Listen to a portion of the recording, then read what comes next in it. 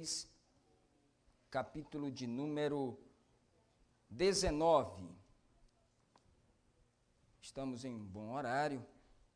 Eu pretendo ler esse capítulo para que haja um bom entendimento da palavra de Deus. Diz assim: Então o rei Acabe contou à sua esposa Jezabel tudo o que realizara Elias e como passara ao fio da espada todos os profetas de Baal.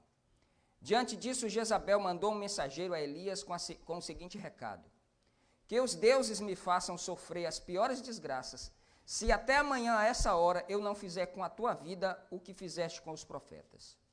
Assim que Elias recebeu esse aviso, fugiu para salvar a própria vida. Chegando a Berseba, que pertence a Judá, deixou ali seu servo. Quanto a ele, fez pelo deserto o caminho de um dia e foi sentar-se debaixo de um pé de giesta, uma espécie de arbusto, e ali orou pedindo para si a morte, dizendo: agora basta, Senhor, retira a minha vida, pois não sou melhor do que meus pais. Deitou-se e dormiu ali mesmo, sob a giesta. Mas eis que um anjo tocou e disse: levanta-te e alimenta-te. E abriu os olhos, olhou ao redor, e eis que ali junto à sua cabeceira havia um pão quente que fora assado sobre as pedras, em brasa, e uma vasilha com água fresca. Tendo comido e bebido, voltou a deitar-se. E o anjo do Senhor veio pela segunda vez, tocou e lhe recomendou: levanta-te e come, porque a viagem será muito longa. Então ele se levantou e comeu e bebeu, fortalecido com aquele alimento, viajou 40 dias e 40 noites, até chegar ao Sinai, em Horebe, o monte de Deus. Ali entrou numa caverna e passou a noite. Então Elias ouviu a voz do Senhor, que lhe questionou nesses termos: que fazes aqui, Elias? Ao que ele respondeu: sinto minhas entranhas serem consumidas por causa do ardente zelo que tenho pelo Senhor, o Senhor Deus dos exércitos, porquanto os israelitas abandonaram a tua aliança, destruíram os teus altares, mataram os teus profetas ao fio da espada, e fiquei solitário, restou somente eu, e agora procuram também tirar a minha vida. Diante dessas palavras, Deus lhe disse: sai desse lugar e vá ficar diante de mim no monte, no alto do monte. Então o Senhor passou por ali e mandou um vento muito forte, que fendeu os muros e partiu as rochas em pedaços. Contudo, o Senhor não estava no vento. Quando o vento arrefeceu e parou de soprar, ocorreu um forte terremoto, porém o Senhor não estava no tremor das terras. Em seguida ao terremoto caiu um fogo, mas o Senhor também não estava no fogo. E depois do fogo veio um sussurro de brisa suave e tranquila. Assim que Elias percebeu aquele murmúrio, puxou sua capa para proteger o rosto, saiu, postou-se à entrada da caverna e uma voz lhe indagou: que fazes aqui, Elias? Ao que ele respondeu: sinto minhas entranhas serem consumidas por causa do ardente zelo que tenho por ti, Senhor, o Senhor Deus dos exércitos. Porquanto os israelitas abandonaram a tua aliança, destruíram os teus altares, mataram os teus profetas ao fio da espada, fiquei solitário, restou somente eu, e agora procuram tirar a minha vida. Então o Senhor lhe deu a seguinte orientação: vai, retorna por onde viestes, para o deserto de Damasco.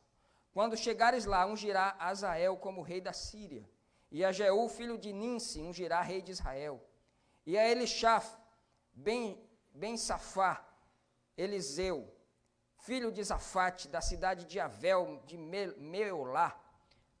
Meolá, ungirá para ser profeta em teu lugar.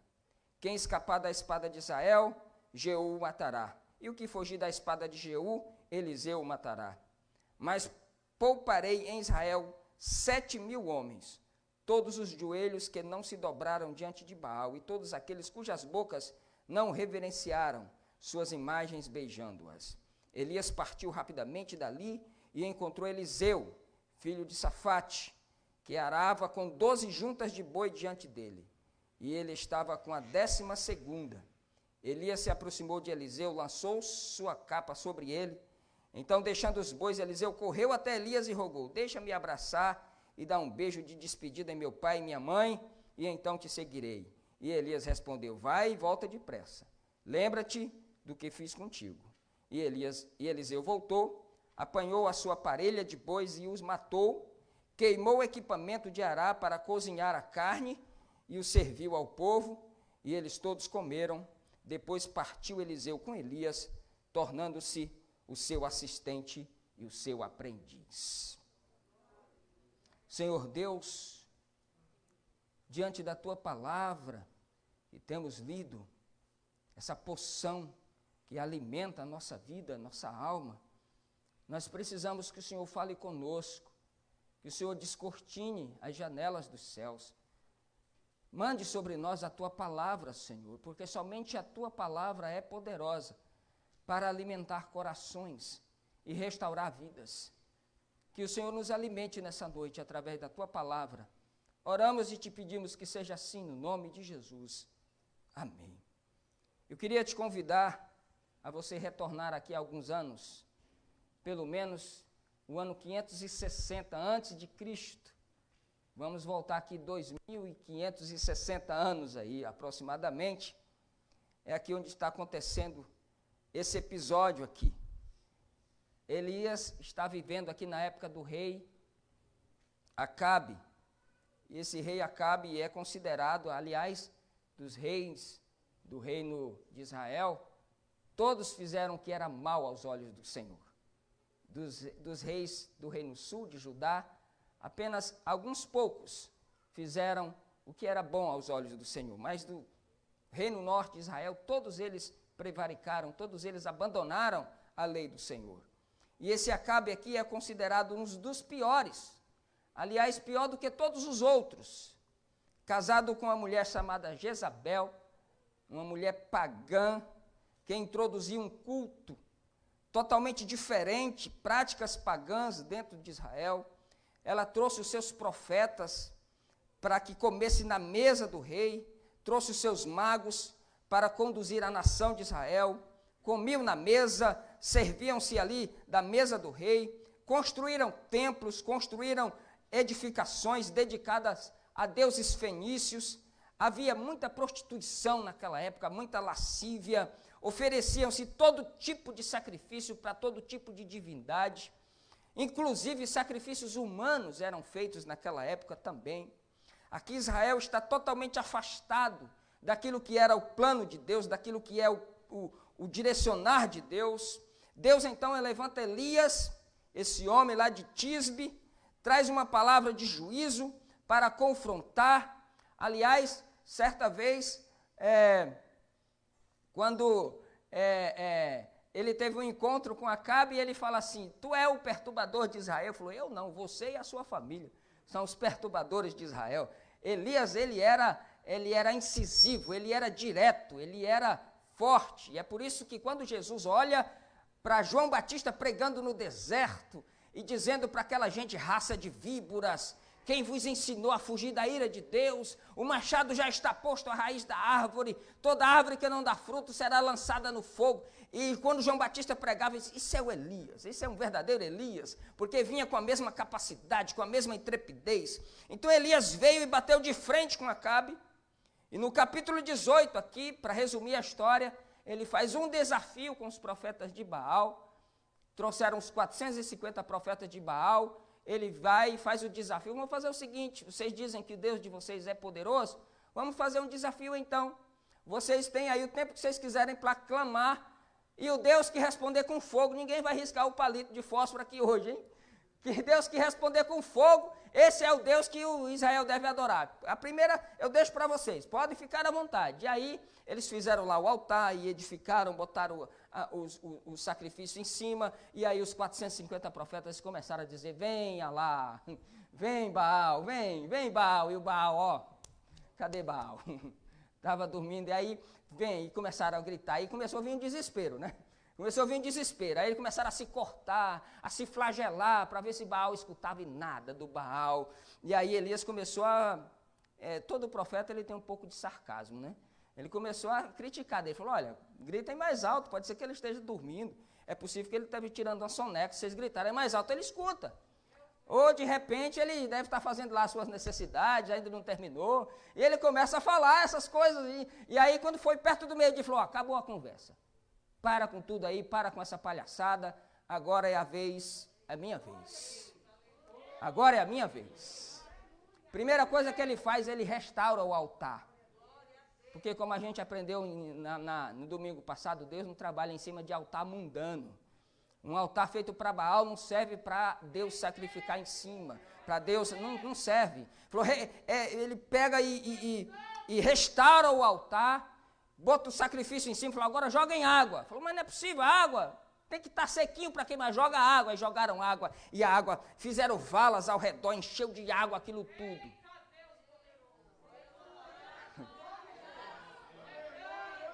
Sabe qual foi a oração de Elias? Bem curtinha. Não precisou de nada de se cortar. Falou, Deus de Israel, assim como tu me falaste, responde com fogo, para que todos vejam que existe Deus em Israel.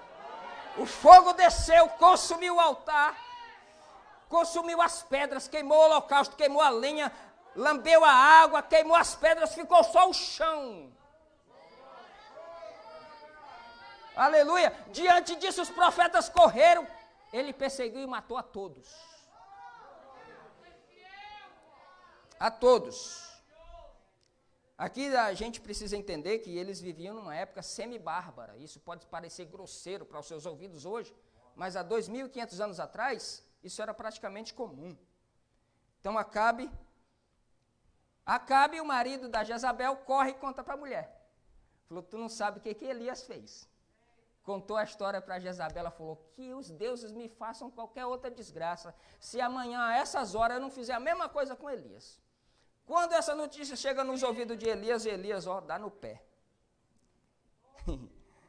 Elias corre, e aí ele teme, foge para Beceba, deixa ali o seu moço, fica frustrado, caminha em direção ao deserto, sem sentido, preocupado, frustrado, sabe, se achando abandonado, aí fica debaixo de um pé de zimbro, aqui fala outro nome, fala uma giesta, é um zimbro, é um arbusto, ele entra lá naquela sombra, dorme, e aí o anjo vem, toca nele e diz, Elias, come, você está com fome, rapaz. E aí tinha um pãozinho assado, Deus gosta de assar pão, né, para pão e peixe, né? E eu acho que o pão de hoje está assado, bem quentinho por Deus, para seu coração. Aí. E aí ele come, volta a dormir de novo, o anjo toca nele de novo, levanta, a caminhada é longa, meu filho, não acabou ainda, você vai ter muita coisa para fazer. Vai para o monte do Senhor, e aí ele vai. Mas aqui ele estava achando que Deus deveria ter soprado o vento ao seu favor, que ele não precisava estar passando por aquilo, então ele começou a pedir a morte. Mas observe que no desespero, ele pede a morte, mas ele estava fugindo para não morrer. Ele não queria morrer coisa nenhuma, porque quem foge para não morrer não pede a morte. Não é? Se ele quisesse morrer, tinha ficado lá. Jezabel matava, mas ele não estava querendo morrer. Ele era desesperado. Então ele entrou numa caverna e começou ali a se lamentar. Aí eu fico pensando, como é que um homem que ora e Deus desce fogo do céu, consome o altar, como é que um homem que quando ele estava lá no monte, que chegou aquele capitão lá dizendo, você é Elias? Falou, sou eu mesmo. O rei falou que é você descer, homem de Deus. Ele falou, sou homem de Deus? Então desça fogo do céu e mate você e os 50. Como é que um homem que faz esse tipo de coisa, que diz assim, olha, Acabe, vocês estão dizendo que o Deus de vocês aqui é o Deus da chuva? Eu vou orar e sobre a minha palavra, durante 3 anos e meio, não vai chover, nem um pingo d'água, nem orvalho vai cair sobre a terra, sobre a minha palavra. E eu fico pensando como é que um homem que faz essas proezas todas entra num desespero desse. Isso é natural do ser humano, é comum. Os psicólogos diziam que é bipolaridade. E aquela pessoa que já conhece gente que muda assim do dia para o outro, não consegue saber se ele está bem ou está mal. Alguns diriam que é isso. É como se tudo que ele viveu com Deus não valesse mais de nada. Era como se tudo que ele tivesse experimentado com Deus não valesse mais de coisa nenhuma. Ele está ali desesperado. Era gente madura, era gente de fé, gente experiente. Falava com Deus, irmão, tinha intimidade com Deus. O camarada está lá, sentado no monte, fala assim, os caras vêm pegar, ele manda e o fogo do céu desce, irmão. Então, como é que ele entra nisso? Como é que uma pessoa que, às vezes, é comum, então, a gente estar em grandes vitórias e, ao mesmo tempo, em derrotas inexplicáveis na nossa vida? Como é que essas coisas, como é que Deus nos tira disso, irmãos? Como é que Deus nos arranca disso? Como é que Ele nos traz para a realidade da vida? Como é que Ele nos põe o pé no chão? Deus sempre tem segundas chances para a gente, irmão. Deus nunca abandona a pessoa, nunca, jamais. Teu pastor pode te abandonar.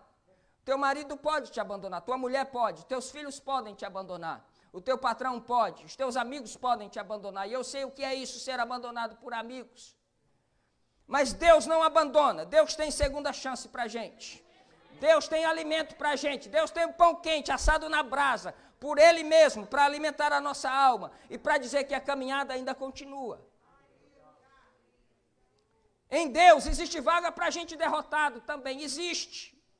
As pessoas às vezes entram na igreja totalmente falidos, derrotados, acabados. Se você chegou aqui nessa condição, Deus tem alimento para você aqui nessa noite. Deus tem segunda chance para você aqui nesta noite. Existe vagas para a gente assim, em Deus? Existe. Ninguém está imune a isso, irmãos. Ninguém está imune a esses desesperos na vida. Ninguém está imune a perder o emprego. Ninguém está imune a perder um estilo de vida de alto padrão e ter que readequar o seu estilo de vida a uma vida mais normal. Ninguém está imune a ter um problema grave de saúde. Ninguém está imune a ter uma crise no casamento, uma crise no relacionamento, na família. Ninguém está imune a ter uma palpitação no coração. Ninguém está imune a ter uma arritmia cardíaca. Ninguém está imune a isso.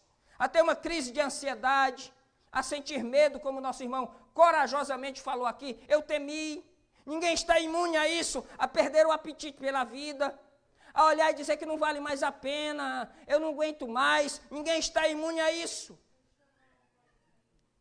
Mas quando você se encontrar assim, existe uma saída. Existe um lugar. E a Heloísa Rosa canta um louvor assim: há um lugar onde todas as perguntas são eliminadas, onde a gente pode se lançar. E esse lugar é no Senhor Jesus Cristo. Esse lugar é no Senhor. Qual é as lições que a gente tira daqui, da vida de Elias? Como é que Deus resgata ele? Primeiro, é como se Deus estivesse dizendo para ele: Elias, tenha calma, você tem um dono, Elias. E eu quero dizer para você hoje à noite, aliás, Deus te diz: tenha calma, você tem um dono, irmão. Você tem um dono, há um propósito na nossa existência. Você não está aqui ao léu. Não, veja no versículo 3, o versículo 3 do capítulo 19. Assim que Elias recebeu esse aviso, fugiu para salvar a própria vida, chegando a Berseba, que pertence a Judá, deixou ali o seu moço. O cara ouve a notícia e ele foge. Elias fugiu, é porque ele não discerniu o propósito de Deus para a vida dele naquele momento. Ele agiu por impulso. Ele tomou uma decisão precipitada, ele não enxergou o todo, ele enxergou só o momento. A única coisa que vinha no ouvido dele era a voz de Jezabel dizendo: eu vou te matar, eu vou fazer a mesma coisa contigo. Ele não percebeu, ele não conseguiu enxergar o todo. Por que às vezes a gente entra em desespero? Porque a gente não enxerga o todo. E eu te convido a você enxergar o todo. Olha para a tua vida, olha para onde você está hoje, se não é a mão de Deus que te segura, que te sustenta, que te ajuda. Talvez você está olhando só para a dificuldade, só para a voz das Jezabéis que estão por aí. Em nome de Jesus Cristo, enxergue um todo. A palavra de Deus tem falado constantemente ao seu coração. Parece que Elias teve um apagão, perdeu a noção de tudo, só conseguia ver o imediato. Meus irmãos, diante das mudanças bruscas na nossa vida, olhe para todo o contexto, discirna quem você é no meio de tudo isso. Você não é uma folha seca que o vento joga de um lado para o outro, não, tenha calma. Você tem um Deus, você tem um dono, você tem um Senhor, você tem um Deus que está ao seu lado, irmão. Talvez você pode ter perdido a capacidade de controlar alguma coisa, mas Deus não perdeu, não. Você pode ter perdido a capacidade de controlar o seu emprego, ou a sua saúde, ou qualquer coisa, mas Deus não perdeu, não. Deus ainda está no controle de todas as coisas. Ele ainda continua no seu trono. Entenda isso em nome de Jesus Cristo. Você não foi jogado aqui.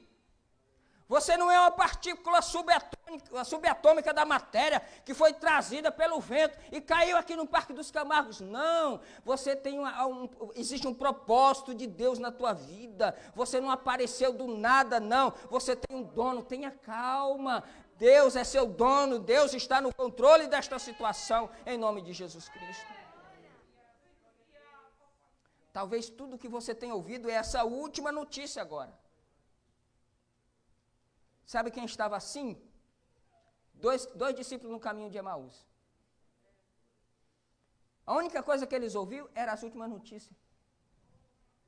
Jesus já tinha ressuscitado, já tinha aparecido, eles já sabiam dessa informação, mas não acreditavam. Por quê? Porque estavam com a mente voltada para aquela notícia ruim. E Deus está dizendo nessa noite, tenha calma. Você tem um dono, existe um propósito de Deus na tua vida.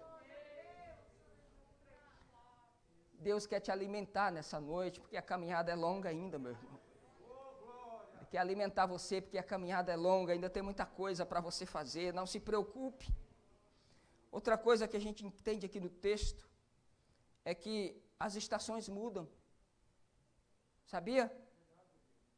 Essa estação que a gente está agora, eu gosto muito dela.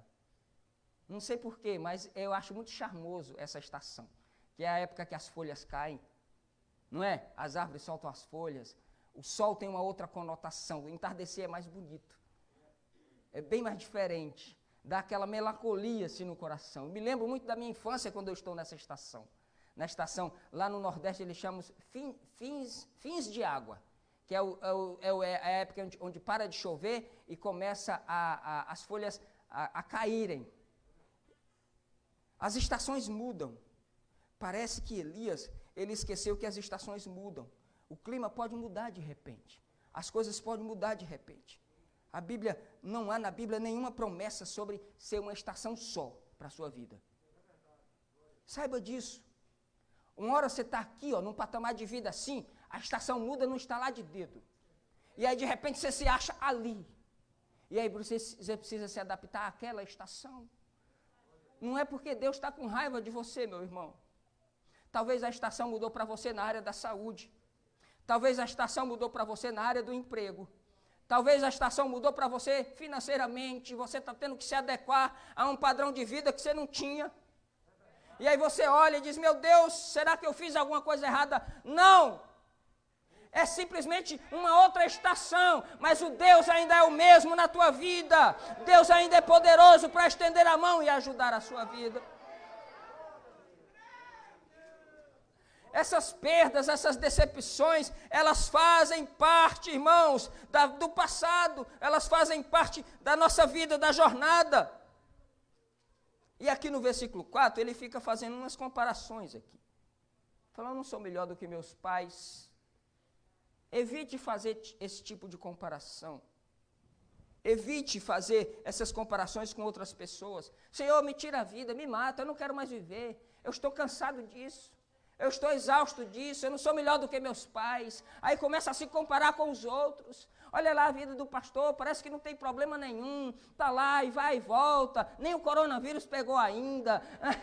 Olha lá para a vida do outro, olha lá para o irmão, eu já peguei, o outro não pegou. Para de ficar fazendo comparação. As estações mudam, mas Deus é contigo em todas as estações da vida. Vai ter pedras no caminho, meu irmão, vai ter percalços no caminho, mas a promessa de Deus é que Ele estará conosco todos os dias até a consumação dos séculos. Se eu te perguntar, qual foi a promessa de Deus para a vida de Josué? Não foi? Falou, ninguém te resistirá. Aonde você estiver, eu vou estar contigo. Do mesmo jeito que eu fui com Moisés, eu serei contigo, rapaz. Tenha coragem, tenha bom ânimo, tenha força, olha para frente. Não te aparte da tua boca o livro dessa lei. Medita nela, porque eu vou estar contigo todos os dias. Mas teve percalços na vida de Josué. Teve o Jordão para atravessar, teve o Jericó para invadir, teve tudo isso, irmãos. As estações mudam. Qual era a promessa? Qual era o sonho de José? Não era que tudo ia se curvar a ele? Mas num leve encontro com os irmãos, a estação mudou. Quando foi para a casa de Potifar, a estação mudou de novo. Mas quando ele estava no fundo do poço, no calabouço, lá dentro da prisão, a estação mudou de novo. E a estação mudou para que ele pudesse sentar-se diante do governador, e ele pudesse se apresentar ali diante do rei, diante de Faraó, para que ele pudesse alimentar as nações. As estações mudam, irmão. Uma hora você está aqui, outra hora você está ali, mas em todos os momentos nós temos um Deus que está conosco em todos os momentos. E aqui ele começa a se comparar com os outros. Não sou melhor que os meus pais. Irmão, ninguém é igual a ninguém. Ninguém é igual a ninguém. Não dá para você se comparar nem com o teu irmão, nem com a tua família, nem com o teu pai, nem com ninguém. Você é único. Você é único, é por isso que eu digo que existe um propósito, você tem um dono, é porque você é único, só existe você com esse olho, só existe você com esse cabelo, só existe você com esse corpo, com essa cor da pele, você é único na presença de Deus, não se compare com ninguém. O mesmo Deus que é com o pastor, que é com o vizinho, que é com o colega, Ele é com você também nessa noite, em nome de Jesus Cristo. Outra coisa que eu acho aqui no texto, é preciso você discernir as batalhas, quando a batalha é espiritual e não é, porque às vezes a gente mistura muitas coisas. É preciso a gente identificar os obstáculos da vida. No versículo 5 do versículo 7, ele deitou-se, dormiu, e ali o anjo tocou e o alimentou. Ele abriu os olhos, comeu, dormiu, comeu, voltou a dormir. Aí no versículo 7, o anjo tocou nele de novo e pediu para que ele se levantasse. A gente precisa, quando a gente está enfrentando essas turbulências na vida, a gente precisa entender que quais são as batalhas que nós estamos lutando. O principal problema de Elias não era espiritual. Elias não estava com problema espiritual. O problema dele era físico, era psicológico. Porque se fosse espiritual, Deus não tinha dado comida para ele. O problema de Elias era a fome. Ele estava exausto. O cara estava vindo de uma matança de 450 profetas. Você tem ideia do que é isso? Ele estava vindo de uma carnificina. O cara estava esgotado. Sabe? Ele faz aquilo tudo que Deus manda, está esgotado. Diante disso vem uma endemoniada e faz uma ameaça dessa. O cara é esgotado psicologicamente, com fome. E tem muita gente que mistura as coisas. Às vezes ele quer vencer a luta espiritual com o braço, e às vezes quer vencer a luta material orando. Você precisa identificar as coisas, que tipo de luta você está enfrentando. Porque o problema de Elias não era espiritual, era físico, era psicológico. E muitas vezes a gente quer vencer a luta espiritual no braço, na força, e não vencemos. Jesus disse, existe coisa que só sai com jejum e oração. Mas existe coisas que é para a gente vencer no nosso corpo, a gente quer vencer orando. Elias precisava era de comida, ele precisava era de cama. Porque, irmãos, exaustão emocional, ele acaba com o físico da pessoa.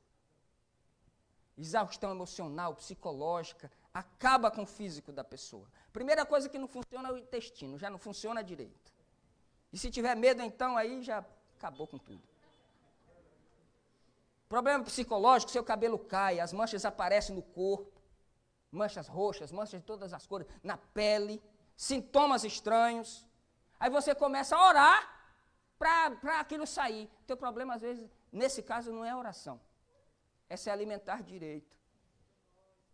Até Elias precisou comer e dormir, irmão, imagine eu. Até Elias precisou deitar, comer e se aquietar. E eu fico imaginando Deus esperando ele acordar. Dá comida, esse menino está com fome. Dá comida para esse menino. Aí lá vai o anjo, leva o pãozinho, ele come. Deixa ele dormir mais um pouquinho, que ele está cansado. Ah, irmão, esse espírito diaconal de Deus. Deus é um eterno diácono, servindo a nossa vida, servindo alimento para nós. E Deus sabe identificar o que a gente precisa. Deus sabe identificar, Ele te manda a palavra na hora certa, na medida certa, no tamanho certo para o teu coração. Aleluia, louvado seja o nome do Senhor. Talvez o seu problema não é psicológico, é você fazer uma caminhada, é você levantar um pouco mais cedo, é talvez você dormir um pouco mais cedo, é talvez você descansar melhor, talvez o seu problema é isso. Existem batalhas que são espirituais, mas existem batalhas que não são espirituais. É do corpo mesmo, corpo esgotado. Uma outra coisa que eu vejo aqui no texto. Sempre busque fortalecer a sua fé.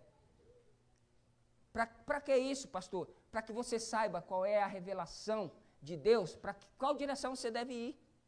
Qual é a direção que você deve tomar? Você precisa saber disso. Olha o versículo 8 e o versículo 9. Você está acompanhando aí? Versículo 8 e 9. Então ele se levantou, comeu e bebeu, fortalecido com aquele alimento, viajou 40 dias e 40 noites até chegar ao Sinai, em Horebe, o monte de Deus. Ali entrou numa caverna, passou a noite. Então Elias ouviu a voz do Senhor que lhe questionou. O que você está fazendo aqui, Elias? Depois que ele comeu bem, ele andou 40 dias e 40 noites. A comida era boa, irmão. A comida que Deus dá, ela é sempre boa. Talvez a comida do pregador não seja tão boa, mas se for de Deus, ela alimenta. Você não volta para casa vazio quando Deus te alimenta. Depois que ele comeu, ele andou 40 dias, 40 noites e foi na direção do Horebe, que é o local de revelação de Deus, é o local de encontro com Deus. É o local onde Deus falou com Moisés, é o local onde Deus entregou as tábuas da lei, dos mandamentos. Ali é o local onde Deus falava. Foi lá em direção ao monte. Diante das coisas difíceis, irmãos, fortaleça a sua fé e busque a direção. Vá ao encontro de Deus. Primeira coisa que estava no topo da lista, quando a pandemia passar, onde é que você vai? Primeira coisa, vou para a igreja. Vou buscar a Deus. Porque a gente sente sede de estar na presença de Deus. Aqui, eu sei que você já entendeu isso que eu tenho falado exaustivamente, que em todo lugar é lugar de adorar, mas aqui, irmão, aqui é diferente. A gente vem para um encontro, a gente põe até uma roupa boa, não é? Põe um perfumezinho, arruma o cabelo, não é? As mulheres passam blush, olha que eu demorei muito para aprender a falar isso, blush. Nem falar eu sei, para ficar bonita, porque é um encontro.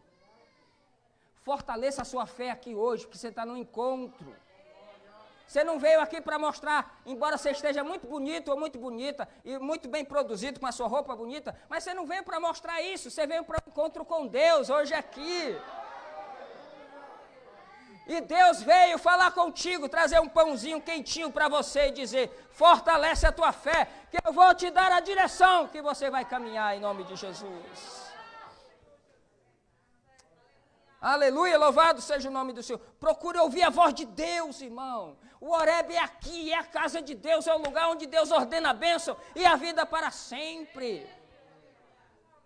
Você não vai ouvir a voz de Deus na esquina, você não vai ouvir a voz de Deus lá tomando uma cerveja no bar, você não vai ouvir a voz de Deus, às vezes na faculdade, na patota de amigos, mas aqui você ouve a voz de Deus, aqui é o Horebe, aqui é o lugar onde Deus fala. Através das palavras que Deus tem me direcionado aqui, domingos, terças, quintas, sábados, os dias que tem culto, escola dominical, Deus tem transformado vidas, Deus tem dado a direção para a vida de muita gente aqui. Procure ouvir a voz de Deus, vá para o Horebe. Porque ouvindo Deus você vai discernir. Quando você ouve Deus, você sabe discernir, irmão, sabe? Porque Deus não fala aqui, Deus fala aqui, ó. Irmão, quando Deus fala para a gente, entra um negócio assim, ó, aqui dentro, ele fica queimando ali, queima, e você fica quieto, irmão. inquieto, porque a voz de Deus, ela entra dentro do teu coração, e a direção vem, o Espírito assopra, e a direção vem. A primeira coisa que ele ouve de Deus é, o que você está fazendo aqui, Elias? Eu mandei você vir para cá, Elias. Eu só mandei você, eu disse que a caminhada era longa, mas não mandei você vir para cá, Elias. O que você está fazendo aqui, rapaz? Aí lá vai Elias contar. Elias tinha uma história tão programada que ele tem 2 versículos que são iguais. Vocês não viram que eu repeti aqui? Ele estava sabe quando você vai pedir desculpa para alguém, que você ensaia a desculpa e fica bem programadinho assim? Principalmente quando você vai se lamentar de alguma coisa, aí você faz aquela programaçãozinha certinha. Que ninguém me liga para mim, que ninguém isso, e aí ele ficou choramingando. Ele faz a programação certinho. E aí Deus falou, eu mandei você para cá, Elias. Eu mandei você sair de Israel, Elias. Você se alimentou e caminhou na direção errada, meu filho. É preciso não só se alimentar, irmão, mas é preciso ir ao Horebe para você saber qual é a direção que Deus quer te dar. Às vezes você está indo tão veloz, mas está indo na direção errada. E é Deus quem dá a direção certa para a tua vida. É Deus quem dá a direção certa para o teu caminho. É Deus quem dá a direção certa no teu relacionamento, no teu casamento. É Deus quem dá a direção certa nas tuas finanças, na tua empresa, no teu negócio, no teu trabalho, na tua família, no teu campo ministerial. É Deus quem dá o direcionamento certo na tua vida. Então fortaleça a tua fé, mas busque a revelação de Deus para saber a direção, para você não correr para o lugar errado. Quinta coisa, eu já estou terminando. Apesar da dor de Elias ser legítima, eu não estou aqui tirando o direito de Elias se lamentar. Só estou contando a história dele. Mas apesar da dor ser legítima, não fique se vitimizando, irmão. Ele se acha, irmão, a maior vítima de Israel. Falou, Senhor, eu tenho sido zeloso, extremamente zeloso. Mas Israel abandonou, o teu povo abandonou. Aí começa. Conta aquela história toda. E Elias imaginou que ele estava só. Nunca se vitimize, irmão. Você não sabe o contexto da história toda. Você só está vendo aquilo ali. Você não sabe o contexto total. Deus sabe o contexto total da história. Deus sabe como é que termina a minha vida, a sua vida. Deus sabe qual é o nosso último dia. Deus sabe tudo, sabe o contexto total. Aí você fica se lamentando agora, chora, Deus, eu não vou suportar. Falou, como não? Você não tem tantos dias para caminhar ainda, estou vendo aqui você, tantos dias para caminhar. E aí ele fica se vitimizando, chorando, lambendo as feridas, dizendo eu estou só, mas ele não estava só, ele estava se achando apenas uma vítima ali naquela história. Apesar disso, Deus não despreza a dor dele, sabia disso, irmão? Olha que coisa interessante, Deus não despreza a dor de Elias. Deus não diz assim, deixa de besteira, rapaz. Deixa de ser besteira. Você não é o profeta, você não é um cara corajoso. Você não é um homem, sabe, de mandar fogo do céu, rapaz. Agora você está se lamentando. Deus não fala isso com ele, Deus não despreza a dor dele. Sabe que quando você se sente lá, naquele dia, lá no... Eu vou usar uma palavra aqui, não sei se diz, meu rusco-fusco.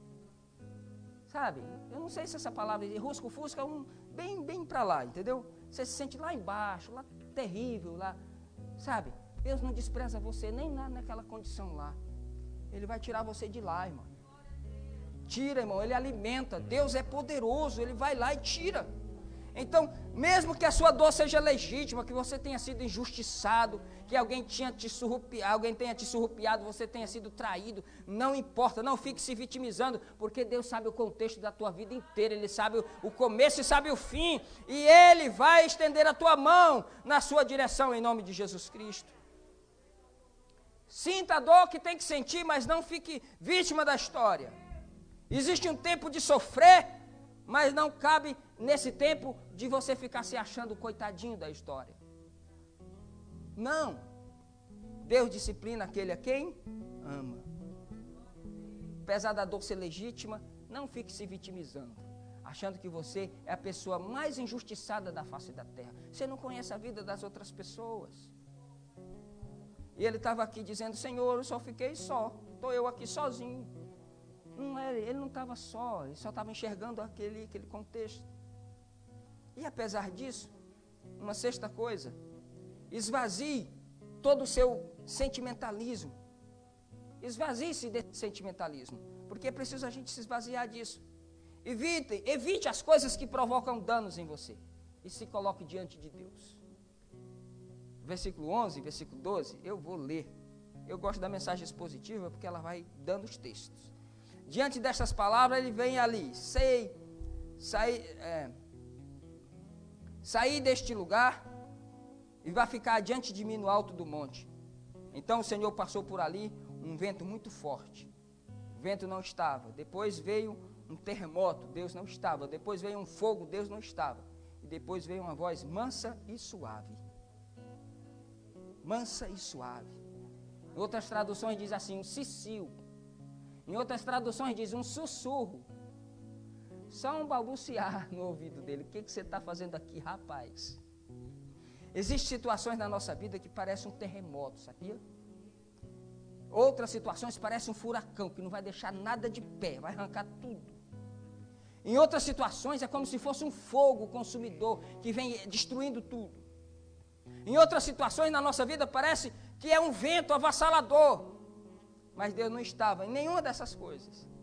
Deus estava na brisa suave que falou com Elias. Deus disse, saia desse lugar e venha para diante de mim, rapaz. Saia daí e venha para diante de mim. Muitas vezes você precisa sair do contexto, irmão. Ser tirado do contexto.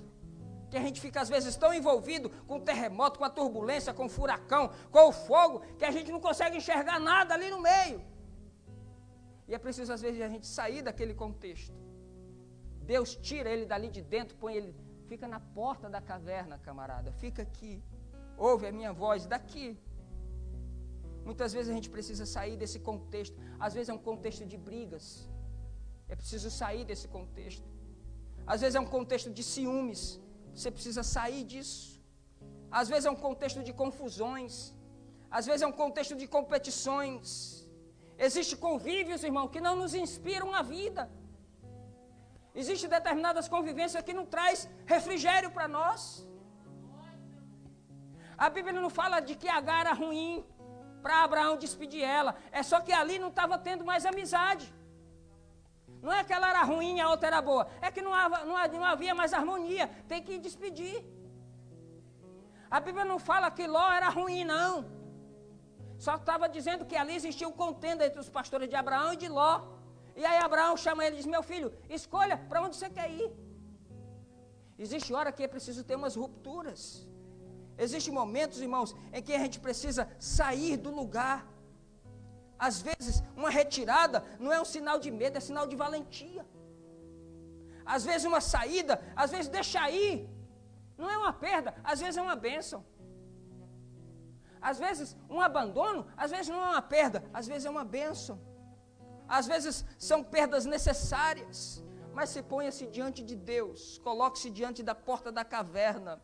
Vem aqui, Elias, fique diante de mim. Eu sei como tratar você, Elias. Vem aqui, fica aqui diante de mim. Deixa os terremotos acontecerem, deixa as coisas acontecerem. Fica diante de mim, eu vou falar com você. É preciso sair desse contexto. É preciso sair, às vezes não é sair de corpo presente, às vezes é só deixar. Você não precisa às vezes mudar de casa, de bairro, de lugar, às vezes é só deixar isso para lá. Às vezes não é essa saída física, é preciso apenas decidir o rompimento com alguns costumes, algumas coisas, costumes nossos que não nos inspiram a vida. Costumes nossos que não nos levam à presença de Deus, coisas que nos atrasam, deixa. Se coloca de pé diante da caverna, Deus está falando com você. De pé, é preciso discernir isso, irmão. Esvazie-se de todo esse sentimentalismo e evite aquilo que te provoca dano. Se é alguma coisa que traz prejuízo, e Jesus bem disse isso. Se o teu olho te fizer tropeçar, arranca e joga fora. Se eu tenho a mão direita, quando ele fala mão direita, é daquilo que você produz. Se tua mão direita te faz tropeçar, arranca e joga fora. É melhor que entres na vida com uma mão só do que tendo as duas irem para o fogo do inferno. Se o teu pé te fizer tropeçar, arranca. Existem coisas que a gente tem que abortar da nossa vida, irmão. Existem coisas que a gente tem que deixar para lá. Não vale a pena continuar segurando aquilo que está te atrasando. Esvazie-se de todo sentimento e evite aquilo que te provoca dano. Ponha-se diante de Deus. Coloque-se diante de Deus. E eu quero concluir com essa última frase. É preciso retomar tudo aquilo que ficou para trás. No início da pandemia, você tinha um perfil, agora você tem outro. Mas talvez as tuas atividades você não retomou ainda. E é preciso retomar. É preciso retomar aquela oração lá. É preciso retomar aquela reverência lá. É preciso retomar aquele temor que você tinha. É preciso retomar aquela sinceridade que você tinha. Volte de onde você veio. Volte para lá, Elias. Volte. Eu não te chamei para cá para ficar choramingando aqui. Retorne para a sua caminhada. Tem situações, irmão, que a gente precisa voltar. Existem situações na nossa vida que nós precisamos voltar. Tem situações que é preciso pedir perdão, sim. Tem situações que precisa consertar alguma coisa que ficou errada. Às vezes nós precisamos engolir a nossa arrogância. Muitas vezes eu preciso engolir a minha. Eu preciso engolir, eu preciso retomar. Rapaz, você vai ungir ainda reis. Você vai ungir um rei sobre a Síria. Você vai ungir o rei sobre Israel. Você vai ungir um cara que vai ficar no teu lugar e vai ser mais poderoso do que tu ainda. E é preciso retomar o seu ofício, rapaz. Eu não te chamei para profeta, para você ficar choramingando debaixo da caverna. Ainda tem 7.000 que não se dobraram, camarada. Fica esperto.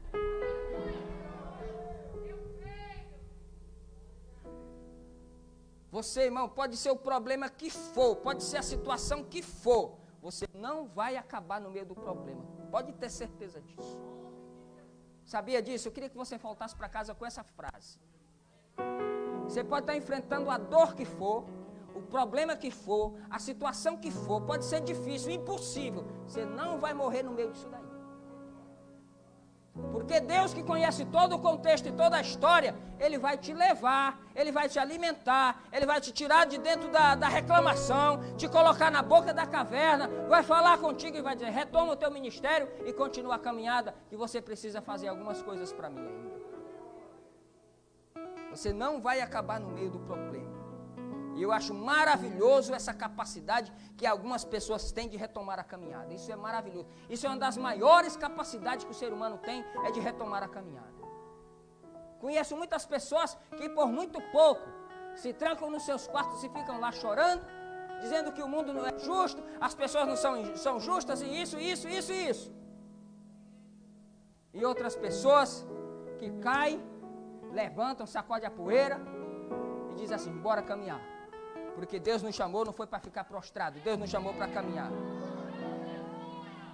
Seja uma dessas pessoas, irmão, que se levanta, bate a poeira, não importa quantas vezes você caia, não importa quantas vezes você foi deixado para trás, não importa.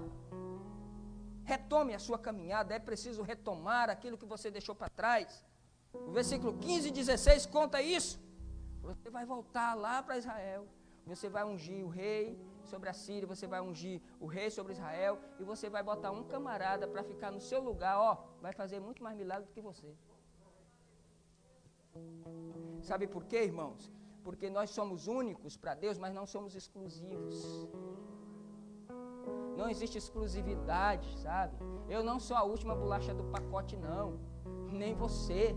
Não sou uma pessoa que Deus só fala quando eu prego. Não existe isso, não. Deus usa quem Ele quer, fala do jeito que Ele quer. Eu acho maravilhoso essa capacidade dele retomar. Retome a sua caminhada, Elias. Quantas pessoas que pararam por questões justas, porque a questão de Elias era justa. Ele estava realmente esgotado, mas ele precisava era de comida, ele precisava era de cama para dormir, e ele precisava era de ouvir a direção de Deus. Comece a identificar o que você precisa. Talvez você precise só de uma noite de sono. Mas talvez o seu problema seja espiritual. E Deus está aqui hoje para te dar a direção em nome do Senhor Jesus Cristo. O seu problema não é definitivo. A vida é feita de ciclos. Ciclos. Deus tem muito a fazer ainda na sua vida, assim como Ele teve na vida de Elias. Você acredita nisso? Você acredita nisso? Deus tem muito a fazer. Ah, pastor, eu estou no ciclo, a roda está lá embaixo. Não se preocupa, irmão, ela sobe de novo.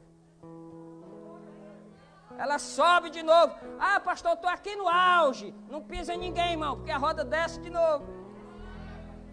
Mas não se preocupe com a roda lá em cima ou aqui embaixo. Você está na mão daquele que é todo poderoso, que pode te traduzir a palavra para esta noite em seu coração. Você acredita nessa palavra? Aleluia. Oh, louvado é o nome do Senhor. Glória a Deus. É maravilhoso essa capacidade de a gente retomar a caminhada. Eu sei que a pandemia ainda não passou, mas está na hora de retomar a caminhada, irmão. Está na hora de retomar aquilo que a gente deixou para trás. Está na hora de retomar a nossa vida. Ou nós confiamos em Deus, ou não confiamos. Ou nós servimos a Deus ou a Baal. Não tenha sobre ti um só cuidado, qualquer que seja. Aleluia. Pois somente Aleluia. seria muito para ti. É meu, somente meu, todo trabalho. Oh, glória. Oh, glória. E o teu trabalho é descansar em mim. Oh, glória. É meu, somente meu, todo trabalho. Descansa no Senhor, Ele é aquele que cuida da sua vida. E o teu trabalho é descansar em mim. Oh, aleluia.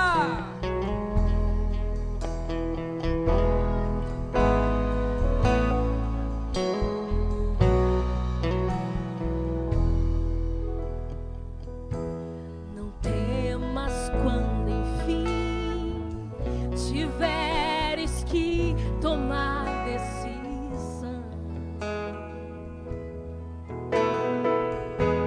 Entrego-a tudo a mim, confia a ti todo o coração. É meu, somente meu, todo trabalho. E o teu trabalho é descansar em mim. É meu, somente meu, todo trabalho. E o teu trabalho é descansar em mim. A igreja é meu, somente meu, todo trabalho. E o teu trabalho é descansar em mim. É meu, somente meu, todo trabalho. E o teu trabalho é descansar em mim. Oh, glória. Oh, Senhor, toma conta desse povo, meu Pai. Toma conta desses corações, Senhor. Coloca a tua mão saradora sobre esses corações. Que nós retomemos a nossa caminhada em nome do Senhor Jesus Cristo.